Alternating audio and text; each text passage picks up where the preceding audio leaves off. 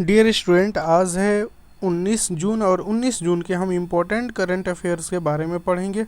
हमारे लिए क्या द हिंदू न्यूज़ और पीआईबी में क्या आया है उसके बारे में हम पढ़ेंगे। इसके प्लस प्लस हमारा जो आता है दैनिक जागरण, हम उससे भी इसमें क्या करते हैं, कलेक्ट करते हैं चीज़ों को और उसके बाद से इस करंट अफेयर्स को लाते हैं। तो जो भी यहाँ पे करंट अफेयर्स आपको मिलेगा ऑथेंटिक मिलेगा और ये पूरी तरीके से एक बेहतर सोर्स से मिलता है क्वेश्चन। ठीक है दोस्तों, इससे पहले आपको एक चीज़ बता दूं कि जो भी दोस्त अगर बीपीएससी के या पीसीएस के तैयारी करते हैं तो आप चैनल पर जाकर वहां से मॉक टेस्ट लगा सकते हैं। बहुत ही बेहतरीन मॉक टेस्ट है, एक बार ज़रूर आप जाकर वहां लगाएं। ठीक है, और जो भी दोस्त नए हैं चैनल को सब्सक्राइब कर लेंगे, वीडियो को ज़रूर लाइक करेंगे।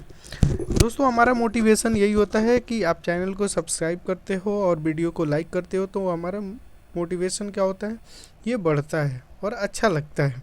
तो इसीलिए आप चैनल को ज़रूर सब्सक्राइब करेंगे और वीडियो को लाइक करेंगे। चलिए अब अपने क्वेश्चन की तरफ बढ़ते हैं। हमारा पहला क्वेश्चन क्या है, देखिए, चर्चा में रही ग्रीन लाइन बॉर्डर किस देश में स्थित है। ये किस देश में स्थित है, तो मोदी जी ने अभी वहाँ पे गए थे, तो ये है साइप्रस में। राइट ऑप्शन क्या होगा हमारा, बी। ठीक है, साइप्रस। ये साइप्रस कहाँ है, चलिए इसको बारे में हम जानते हैं। देखो, साउदर्न साइप्रस पर साइप्रस देश की सरकार का कंट्रोल है। अगर मान लो ये साइप्रस है, अगर ये साइप्रस है मान लो, तो इसके साउदर्न मतलब ये वाला पार्ट पे साइप्रस सरकार का इस पे कंट्रोल है। यहाँ पे ग्रीक भाषा के लोग रहते हैं। ठीक है, जो यूएन नेशन है, यूनाइटेड नेशन, वो बफर जोन मध्यवर्ती क्षेत्र रूप में मान्यता इसको दिया है। ठीक है, देखो ये जो जोन है ना, इस जोन को कंट्रोल कौन करता है, यूएन, जो पीस कीपिंग फोर्स द्वारा कंट्रोल किया जाता है। सर ये क्या होता है पीस कीपिंग फोर्स, देखो ये पीस कीपिंग फोर्स जो होता है ना, यूएन जहाँ पे लफड़ा होता है ना, जिस कहीं कहीं देश में लफड़ा होता है, बॉर्डर को लेकर उसके डिस्प्यूट होता है, तो वहाँ पे क्या करता है, यूएन अपना आर्मी वहाँ पे रखता है, उसी को बोलते हैं यूएन पीस कीपिंग, मतलब शांति फैलाने वाला जो फोर्स होता है वो रखता है।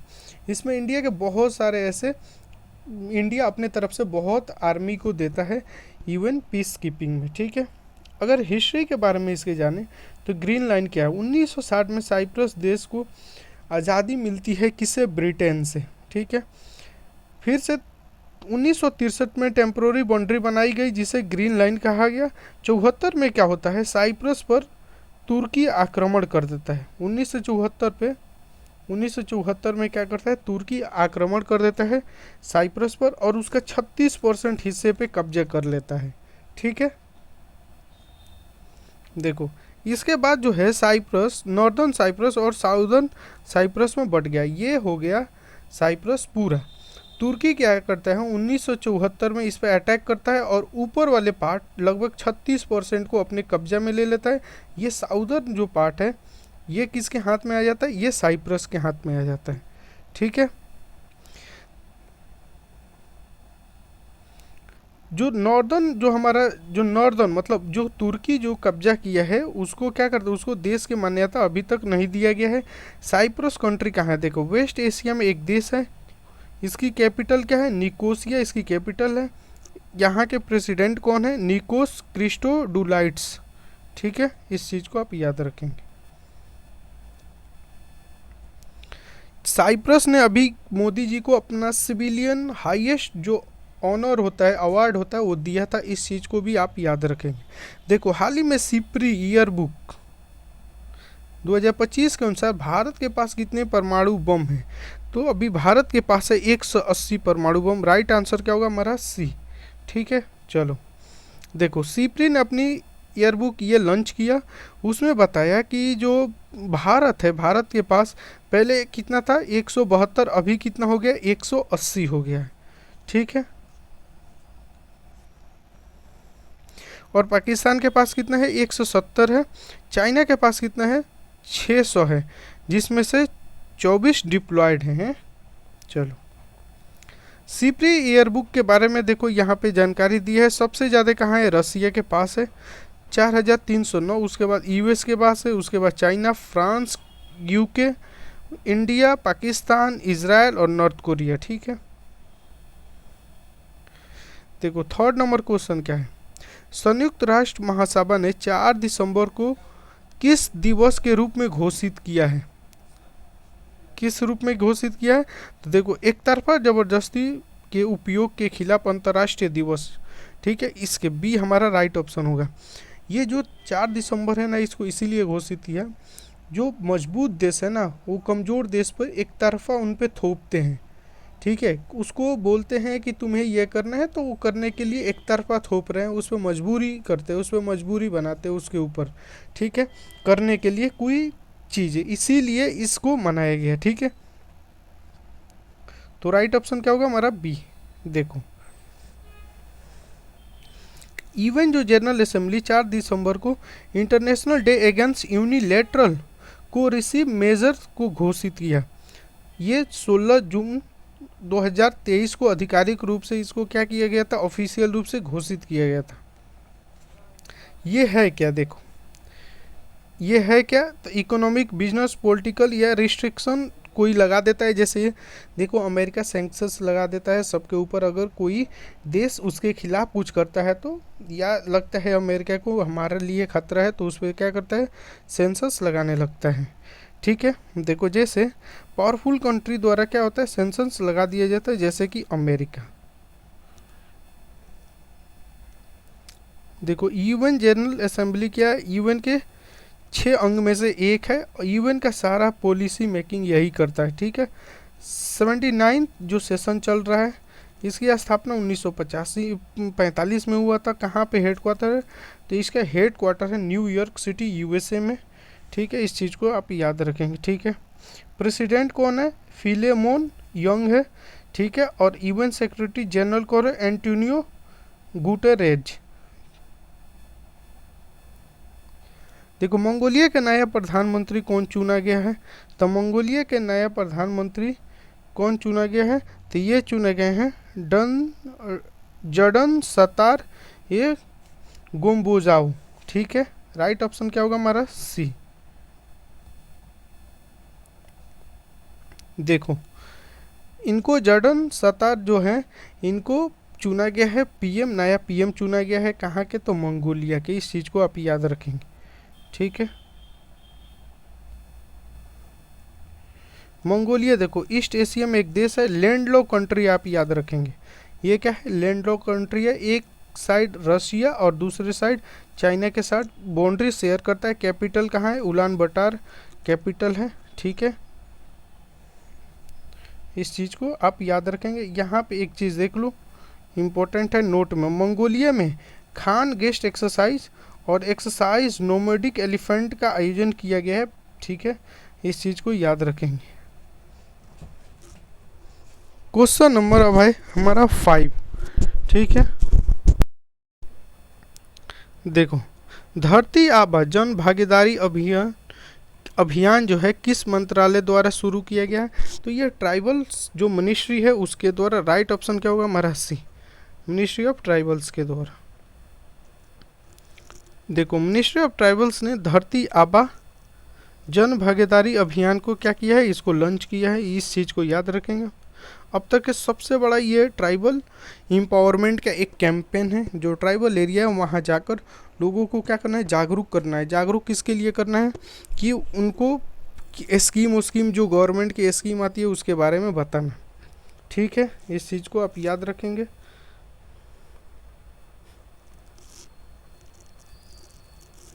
देखो कैंपेन की इसमें सर्विस, इसमें क्या मिलेगा, तो जैसे उन लोगों के आधार अपडेट किया जाएगा, इनरोलमेंट किया जाएगा, आयुष्मान भारत हेल्थ कार्ड, जनधन जो बैंक खुलवाना, रजिस्ट्रेशन करवाना, ये स्टूडेंट के लिए स्कॉलरशिप देना, इन सारी चीज़ों के लिए उनको जागरूक करना है। देखो 2025 को ना भारत सरकार जनजातीय गौरव वर्ष घोषित किया है। देखो ई नगर पालिका जो 2.0 पोर्टल किस राज्य ने शुरू किया है, तो ये किया आपका मध्य प्रदेश। राइट ऑप्शन क्या होगा हमारा डी। देखो मध्य प्रदेश ने क्या किया, ई नगर पालिका 2.0 पोर्टल को लॉन्च किया है। ठीक है, ये भोपाल में एक पायलट प्रोजेक्ट की तरह लॉन्च किया गया है। ठीक है, पूरे राज्यों में ये लॉन्च किया जाएगा। ये एक सेंट्रलाइज पोर्टल है। ठीक है, सेंट्रलाइज मतलब ऐसा पोर्टल है कि जहाँ पे सब कुछ काम हो जाएगा एक ही पोर्टल पे। इसमें सभी जो नगरीय निकायों को जोड़ा गया है। देखो मध्य प्रदेश इंडिया का पहला राज्य ये बन गया है। ठीक है, नगरीय निकाय पे ये एक पोर्टल उपलब्ध कराया है। पहला कौन? मध्य प्रदेश। देखो ई नगर पालिका 2.0 पोर्टल का फीचर क्या है, ये सिंगल पोर्टल है जहाँ सभी अर्बन बॉडी शामिल हैं।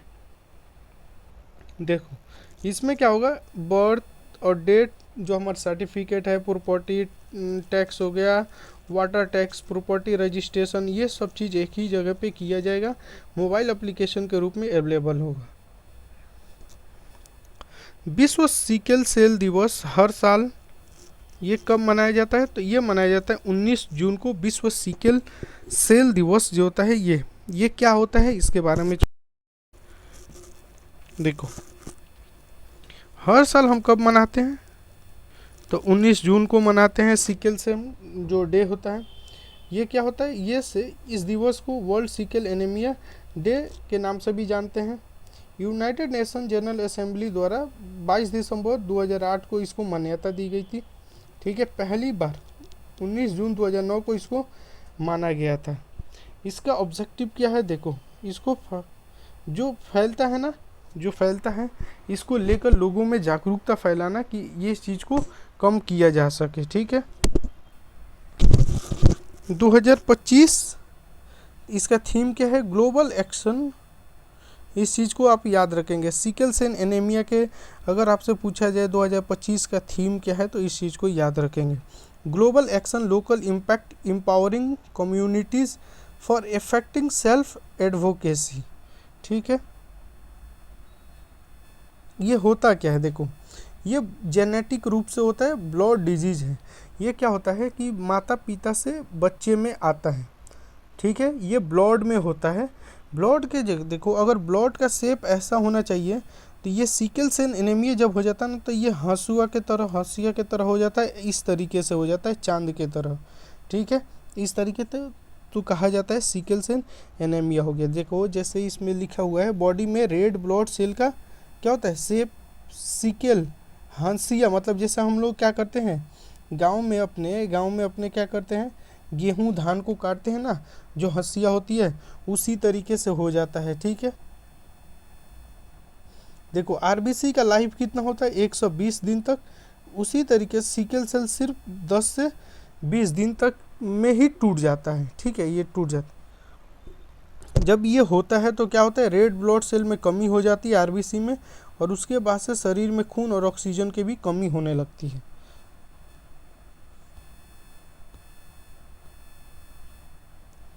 अब आ गया 8 नंबर क्वेश्चन, साइबर सुरक्षा अभ्यास किस संस्था द्वारा आयोजित किया गया? तो ये किया गया है DCA, मतलब डिफेंस साइबर एजेंसी। तो ये हो जाएगा राइट ऑप्शन हमारा सी। ठीक है, साइबर सुरक्षा अभ्यास जो किसके द्वारा स्टार्ट किया गया है? तो डिफेंस साइबर एजेंसी DCA के द्वारा। ठीक है, देखो DCA द्वारा इसको शुरू किया गया है।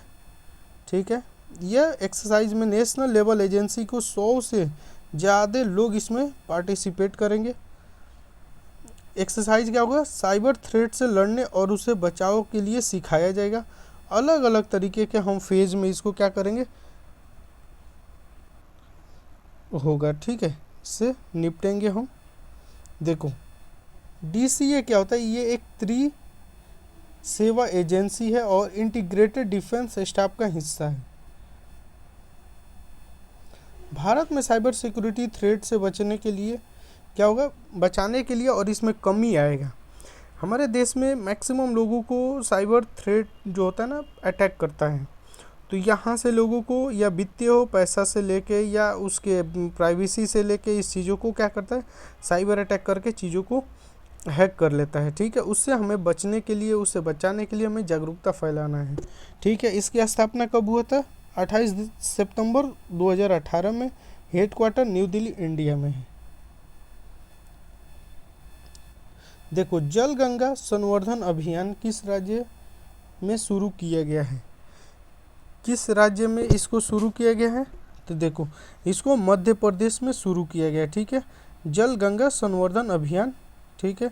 देखो, मध्य प्रदेश में जल गंगा संवर्धन अभियान को शुरू किया गया। अभियान का उद्देश्य वाटर को क्या करना है? बचाना है। हमें वाटर को बचाना है, और जो बारिश के पानी हो उसको बचाकर हम खेत के लिए यूज करेंगे, खेत में उस पानी को डालेंगे। देखो, यह 90 दिन तक चलने वाला अभियान है। इसकी शुरुआत 10 मार्च को उज्जैन में कृषि पर रिवर तट से चीफ मिनिस्टर कृष्ण मोहन यादव ने इसको किया था। अभियान जो है 30 जून 2025 तक चलेगा। ताल ज्वालामुखी जो है कहाँ स्थित है? तो ये है आपका फिलीपींस में। कहाँ है? फिलीपींस में। इस चीज़ को याद रखेंगे, ये तभी आता है जब ये फूटता है, जब ये इरप्शन होता है, तो जब न्यूज़ में होता है तो ऐसे क्वेश्चन आपके एग्जाम में पूछे जाते हैं। फिलीपींस में स्थित ताल ज्वालामुखी में क्या हुआ? इरप्शन हुआ, विस्फोट हुआ। इसके कारण 9 छोटे अर्थक्वेक आए हैं, छोटे छोटे अर्थक्वेक भी आए हैं। देखो, ये क्या होता है? इरप्शन। देखो, इरप्शन जिसे स्टीम ब्लास्ट इरप्शन भी कहते हैं, ये एक प्रकार का ज्वालामुखी विस्फोट है।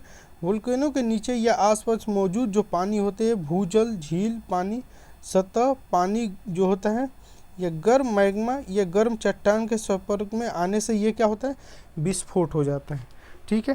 तो आप जितने भी न्यूज़ में रहता है ना, ज्वालामुखी ये कहाँ की है, जैसे पूछ दिया ताल ज्वालामुखी निम्नलिखित में से किस देश के संबंधित है, तो हम पढ़े फिलीपींस से। इसी तरीके के और भी ज्वालामुखी के नाम दे दे, आपसे पूछे तो आप कर लेंगे, ठीक है। तो आज के लिए इतना ही दोस्तों, और आप अगर वीडियो पर नए हो तो ज़रूर सब्सक्राइब करना, वीडियो को लाइक ज़रूर करना। Thank you to all of you. Thank you.